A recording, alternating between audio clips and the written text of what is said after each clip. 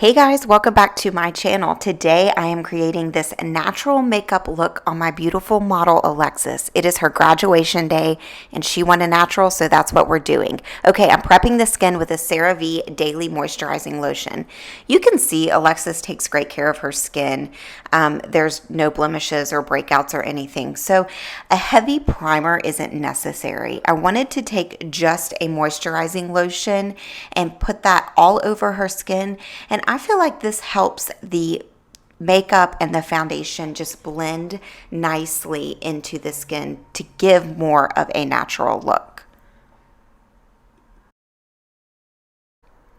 Okay, now I'm going to go ahead and prime her eyelid, and I'm using the Jouer concealer in the shade Vanilla. So I'm taking this on a fluffy brush and just running that from her brow bone all the way down to her lash line. And this will just ensure that the shadows that we use today stay and will not crease. So you really don't need an eyeshadow primer. A concealer that you are going to use on your face works just as good. And if you want to, you can always go in and set that with a loose powder or a bone shade eyeshadow just to prevent any creasing at all. And now I'm going to go ahead and go straight in with my brow pencil. I'm using the e.l.f. in the shade Taupe. This guy's only $3 and it is a great product. I am just filling in her brow the way that her brow naturally goes. So what I mean by that is the way that the hairs naturally grow and lay is exactly where I'll be placing that product. And you can see I flip the pencil over a good bit and run that spoolie through her brow. And what this does is just buff out that extra product because we do not want any harsh lines. Again, this is a natural makeup look, but regardless if we're doing natural or not, we don't want any harsh lines with our brow. So this is a forgiving product. I go in with a really light hand and just work in any sparse areas to build that up. Now you can see she's really fair and blonde, so her brows are too. So we want them to stand out just a little bit more than they naturally do, but you can tell she has a great natural brow. It just needs a little bit of color. When I am filling in brows, I really like to go with a light hand, like I said earlier. So you really want to make sure that you are taking that product and running the pencil in a really light hand in hair-like strokes. So that's what you're thinking when you're running this through the brow. Quick, easy hair-like strokes, and that will give you a beautiful finish. And that is exactly why you will always see me, or mostly see me, using a pencil, is because I feel like it gives the most natural finish. That and also a shadow works great as well. And don't be afraid to use your fingers and buff out any harsh lines. Now I'm back over to the other brow, finishing it off and filling in any sparse areas. And with my tried and true Too Faced Natural Eyes palette. I absolutely love this palette, especially for those transition shades. Now you're going to see Alexis's eyes are hooded, so we want to give the illusion of a bigger eye, which you will see as we build her eyeshadow look up, how we do that. So I'm going in with a shade that is a pretty fair light brown, and I am placing that product pretty high. So I'm using a fluffy blending brush.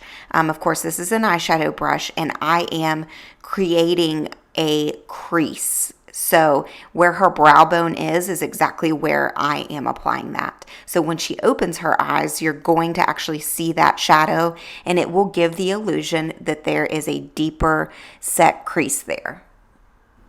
So when you're starting out to put your eyeshadow down, you always want to go in with a nice transition shade. And I always recommend something that is probably the softest brown in your eyeshadow palette, something just a few shades darker than your skin tone.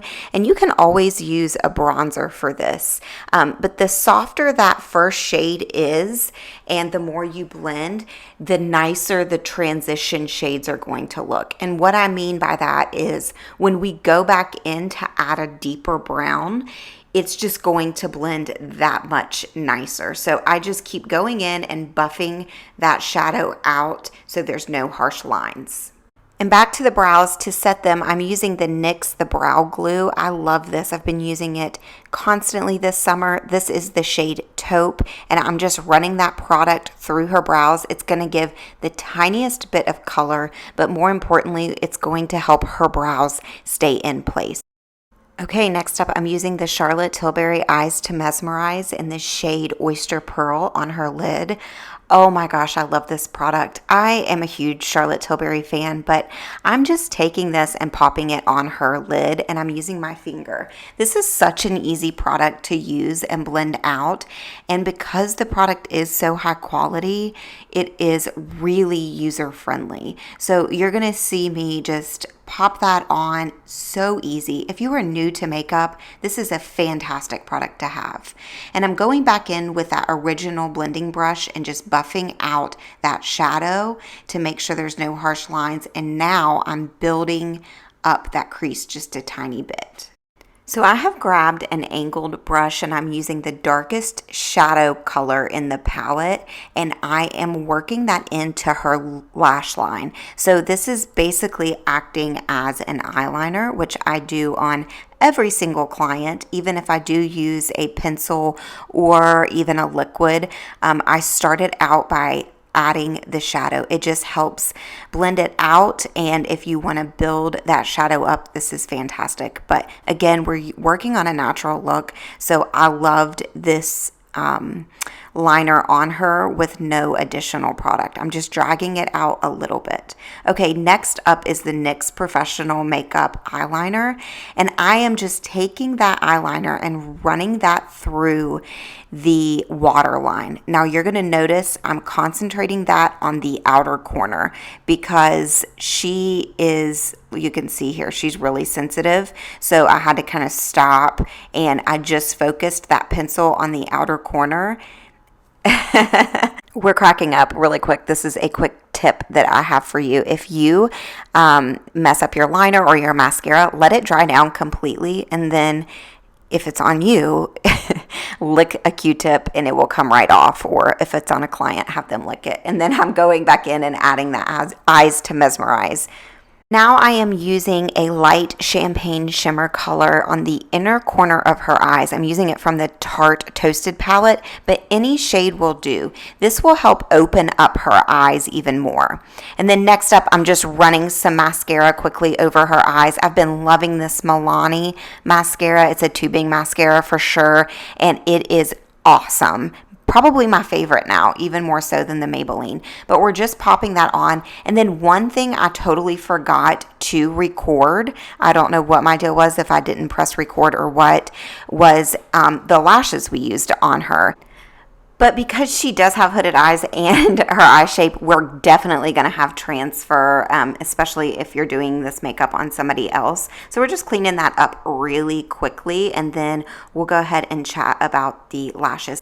So Alexis was kind of indecisive as to whether she wanted a lash or not, but I had some half lashes and I went ahead and just took those and popped them on the outer corner of her eye, and it really opened them up. So they were beautiful. Okay, next up, I'm using the Rare Beauty Contour Stick in the shade Always Sunny, and I am going in with that first. So that's something that you haven't seen yet on my channel. This technique is called reverse contouring, or some people call it underpainting. I absolutely love the end result of this. So you're placing it the same place that I always recommend for either contouring or bronzing, and then we will blend that out here in just a second. But for the highlight and the concealing, I'm using the NARS Radiant Creamy Concealer.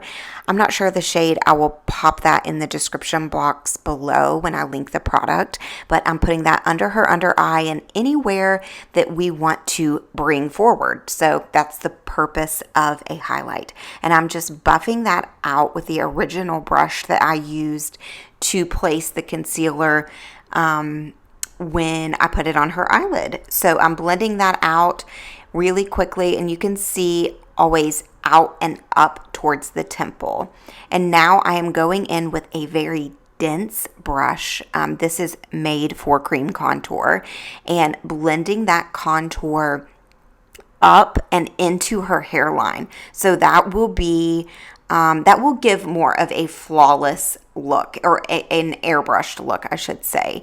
So this might look a little bit crazy because, again, we don't have that foundation on, and that shade, if you're just looking at that dead on right now, you're probably thinking, girl, that is not her contour or bronzing shade.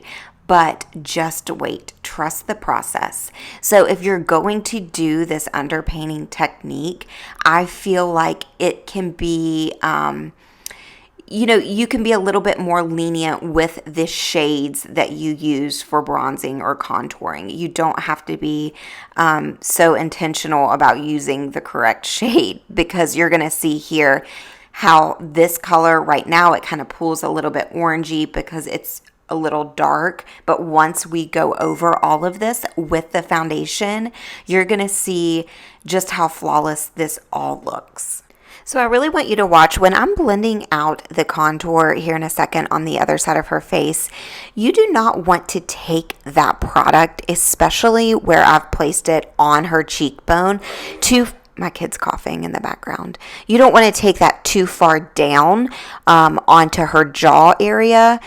It can make the face look really muddy. So you can see right here, I'm blending it up and out. And then the line for the contour that's on her jawline, we want to keep it just there or under even, because we're creating a shadow.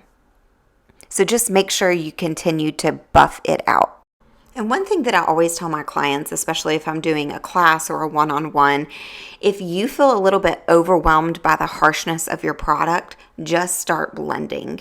If at first you don't succeed, keep on blending, and it will really help. I mean, you could take even a color, whether that's shadow or a bronzer or a foundation, and if it seems a little too harsh, if you continue to blend, more than likely you're going to get it to work. Okay, this is the L'Oreal Lumi Glotion. I am mixing that with the Rare Beauty foundation in the shade 170C, and this is going to give the most beautiful finish. So again, she has great skin, so we didn't need something too full coverage, and that's why I kind of thinned it out with the Lumi Glotion, and that's just going to provide some shimmer and, again, sheer out the original foundation. I do this trick often, especially in the summertime.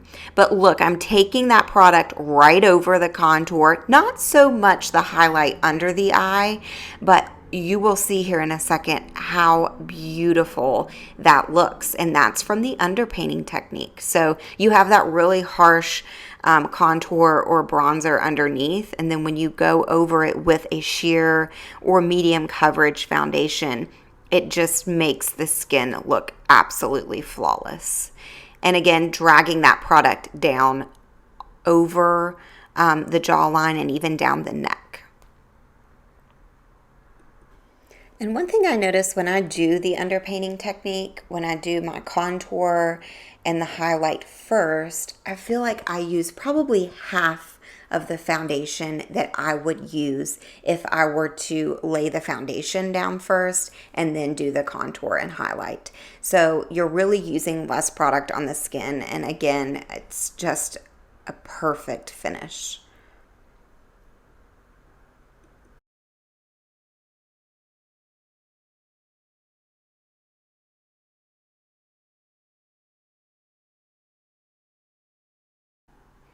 Now, I always do this. When I start out, I always start out with the eyes first because of the fallout that we get. But then when I finish up the foundation, I'll go in and touch up the eyes for a little bit more and just add more product. So I'm just taking that shimmer shade that I popped on her inner corner and running that in the inner corner and under her eyebrow on the brow bone, just for a little more of a lift and a highlight.